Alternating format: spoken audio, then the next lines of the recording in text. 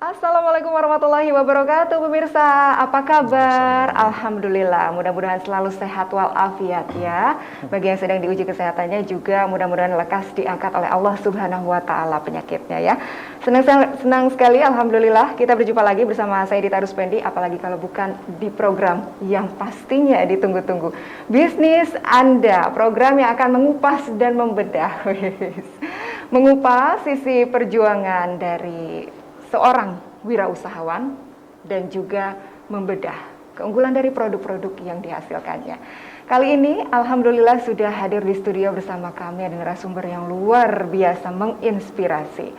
Beliau adalah pemilik dari sebuah usaha batik ya, kerajinan batik ya Pak ya. Ada Bapak Denal. Assalamualaikum Pak. Waalaikumsalam. Sehat Pak. Alhamdulillah. Keluarga sehat ya semua. Alhamdulillah. Jadi Bekasi ini pemirsa kita kenal sebagai kota industri ya. Tapi kota industri juga ternyata memiliki banyak sisi kearifan lokalnya juga. Salah satunya adalah batik ini sendiri ya. Belum banyak yang tahu Bekasi ternyata punya batik juga ya, seperti daerah-daerah lainnya di Nusantara ini. Kita langsung kenalan saja sama batik-batik dari Bekasi ini ya. Pak Denal, jadi ini namanya Canting Ayu ya? Iya, Canting Ayu. Itu nama apa nih? Itu sebenarnya sih kita terinspirasi karena batik itu identik dengan mencanting ya. Ya, karena memang yang mayoritasnya juga dari ibu-ibu. Makanya kita kasih batik Canting Ayu gitu. Itu sedikit cerita dalam pemilihan namanya ya. Iya. Dari tahun berapa Pak ini usaha kerajinan batik Bapak dimulai? Sebenarnya sih kalau awalnya itu kita 2016 ya. Itu kita Masya Allah. ikut pelatihan batik. Nah setelah akhir itu kita dapat ya bantuan lah dari pemerintah Kabupaten Bekasi, sehingga di awal 2017 tuh kita sudah resmi mengerjakan batik. Memang untuk batik-batik khas Bekasi sih. Baik, tapi yang paling mendasar, pertanyaan paling mendasar adalah kalau batik ini kan biasanya ada pakemnya ya Pak ya. Nah untuk batik Bekasi sendiri, ini ceritanya bagaimana? Motif-motif yang tersedia di Canting Ayu ini pakemnya seperti apa? Kemudian bagaimana bisa menjadi batik Bekasi gitu ceritanya? Kalau untuk motif memang kita ngambil pakem-pakemnya memang yang ada di Bekasi ya, misalnya termasuk dari floranya, fauna atau budaya gitu ya, dari segi kesenian atau alat-alat yang biasa digunakan oleh masyarakat Bekasi gitu. Ya, contohnya kayak golok ya, golok itu kan memang di Bekasi sudah menjadi budaya ya. Yang ini ya? Iya, itu salah satunya. Ini cantik sekali pemirsa. Golok, motif golok. Terus kalau dari flora faunanya ada kayak ikan gabus gitu ya. Terus bunga teratai ya kan, Bekasi kita mudah ya menemukan hal itu gitu. Baik. Jadi ciri khas batik Bekasi itu sebenarnya dari apa ya Pak ya? Dari warnanya kah? Dari apanya ya? Ya sebenarnya sih ciri khasnya itu ketika orang melihat batik batik Bekasi gitu. Jadi orang terbayang apa sih Bekasi itu gitu. Yeah. Jadi situ menggambarkan kondisi atau keadaan alamnya itu seperti apa Bekasi. Makanya adanya golok, wah ini Bekasi ini ternyata mungkin banyak golok. Kota patriot ya. Kota patriot. Dikenal dengan kota patriot. Terus adanya gabus, oh berarti di Bekasi ini banyak gabus. Jadi ya, batik itu menggambarkan kondisi di daerah itu seperti apa gitu. Setuju. Jadi yang namanya kota industri ternyata punya banyak sejarah juga. Bekasi ini kan kita kenal dengan kota patriot ya, karena banyak sekali cerita perjuangan ya dalam merebut kemerdekaan. Dicerminkan dengan gambar-gambar golok ya. Salah satunya ini cantik sekali. Ini mirip garutan ya Pak ya? Iya, mirip. Ini namanya sebenarnya apa? Batik apa? Motif apa? Ya sebenarnya itu motif golok sih. Batik golok Bekasi. Cuma ya? dikombinasi dengan Sangrangon ya, karena memang Sangrangon itu salah satu rumah yang ada cuma di Bekasi gitu. Ada Sangrangonnya ya. Oh iya, ini kalau jeli sekali, pemirsa bisa lihat nih. Ini langsung ketahuan banget ini batik Bekasi. Ciri khas Bekasi adalah ada goloknya dan ada saung rangonnya ya. Rangon, ya. Kemudian untuk pemilihan warnanya seperti apa Pak? Ya sebenarnya sih kalau Bekasi memang kalau pada umumnya orang lebih cenderung warna yang agak cerah ya. Kayak merah, kuning, gitu, hijau gitu kan. Ya. Bekasi lebih dominan yang seperti itu gitu. Iya. Makanya ini kita bikin ada warna kuning gitu. Cerah-cerah ya.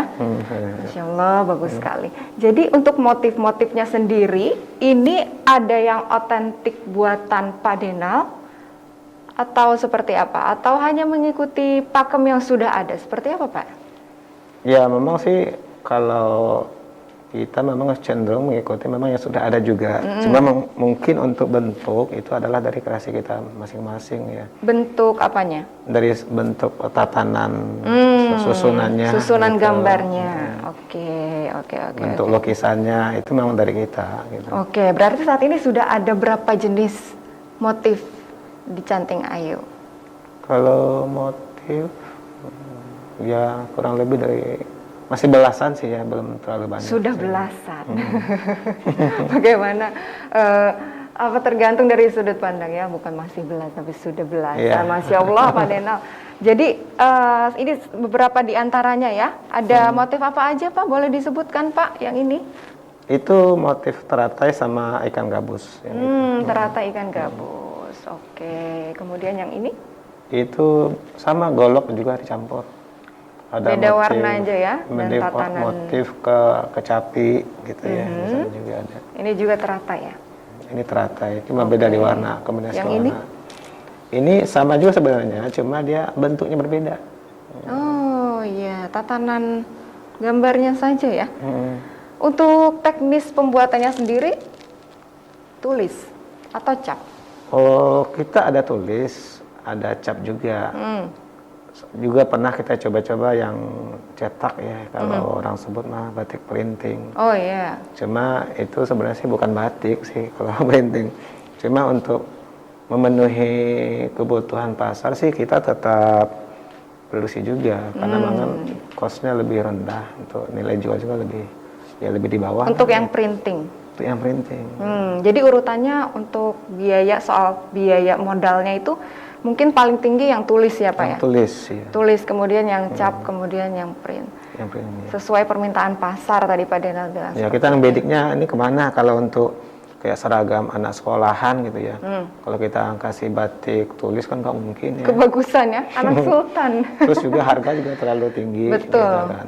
setuju. Batik cap juga ya masih middle lah ya, masih untuk anak sekolahan dia maunya yang biasa-biasa aja gitu kan.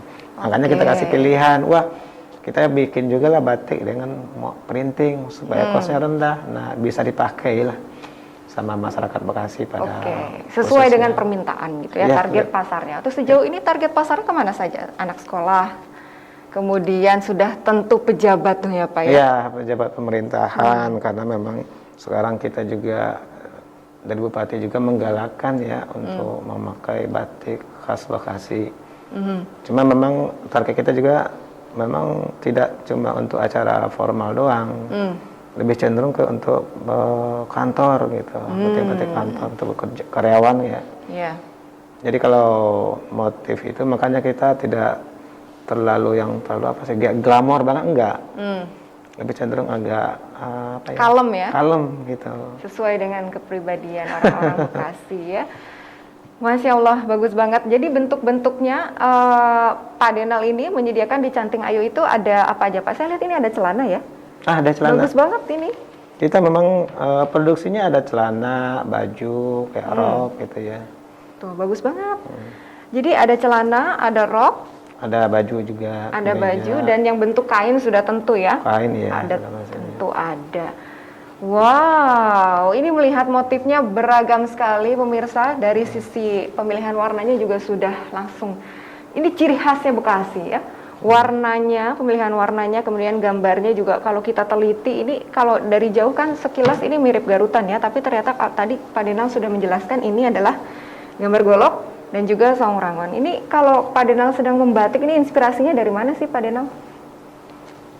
Ya kalau di saya sih kan melihat Ya, terutama kita melihat yang sudah ada dulu ya. Pakemnya ya.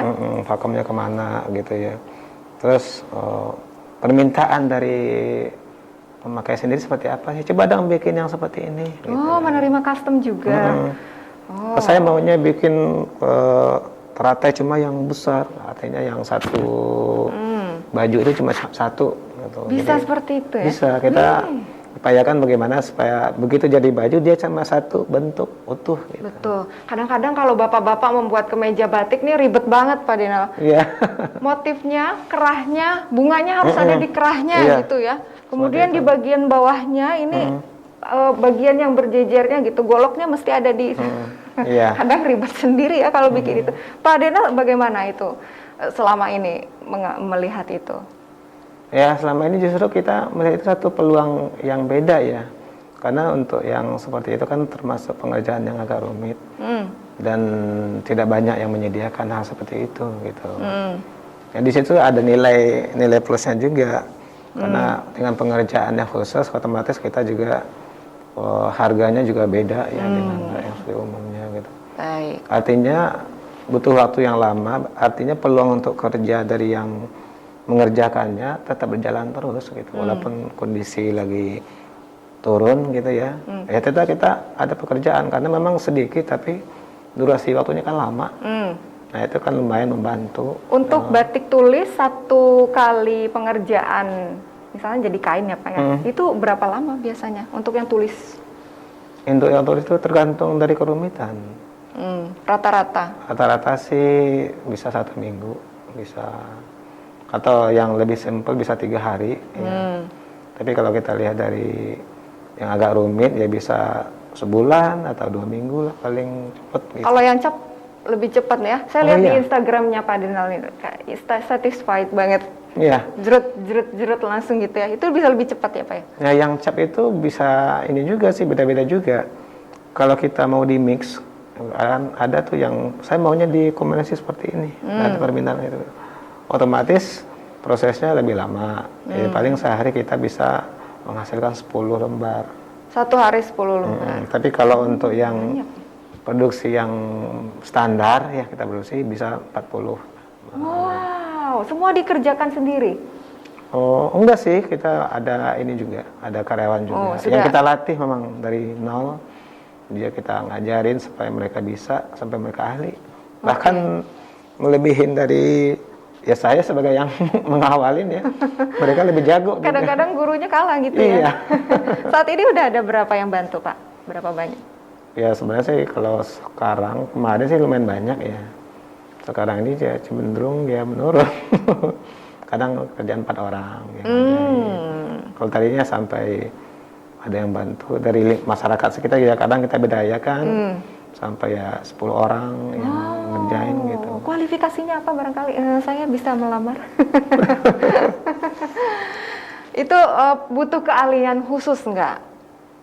Kalau untuk pengerjaan tertentu iya, tapi tidak semuanya itu harus dikerjakan oleh 1 orang.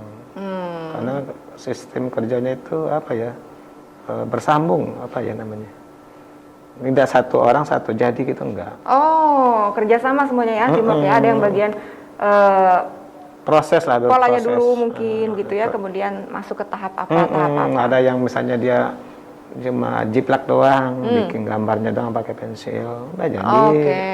Kalau dia nggak bisa nyanting, berarti yang canting siapa yang bisa nyanting gitu. Oh, seperti itu. Semuanya dikerjakan secara tim ya. Secara tim pekerjaan itu pasti ada teamwork di situ ya. Iya, betul. Jadi kalau kita bicara tentang proses pembuatan batiknya nih, Pak Denal ya, ada apa saja prosesnya? Iya, prosesnya pertama ya desain pertama ya, udah pasti. Dari masterpiece-nya dulu ya, desainnya dulu. Kemudian kita bikin gambar di kertas dulu, yang untuk diciplak, nah, seukuran kain, baru kita nanti jiplak. Jiplak itu yang memindahkan ke kain ya, motif itu ke kain dengan ini dulu menggunakan. Gambarnya itu langsung sebesar kainnya Pak, atau seperti apa? Mungkin di kertas kecil dulu gitu atau seperti apa? Selebar kain. Selebar kain kita gambar, cuma nggak sepanjang kain, kan lebarnya paling 1,10 meter ya rata-rata kainnya. Nah itu kita bisa bagi 4 biasanya. Oh, oke. Nah itu yang kita jiplak dulu, setelah kita jiplak baru dicanting. Hmm. Nah yang nyanting itu orangnya berbeda lagi biasanya. Hmm. Karena ya nggak semua orang yang itu bisa menyanting ya, itu baru yang khusus. Jadi pertama tergantung permintaan dan yang kedua tergantung dari kualifikasi yang mengerjakannya gitu ya. Iya. Wih, saya jadi pengen belajar. Nanti ceritakan lagi apa ya? Iya, Tapi boleh. usai jeda berikut pemirsa, jangan kemana-mana, tetaplah bersama kami di Bisnis Anda.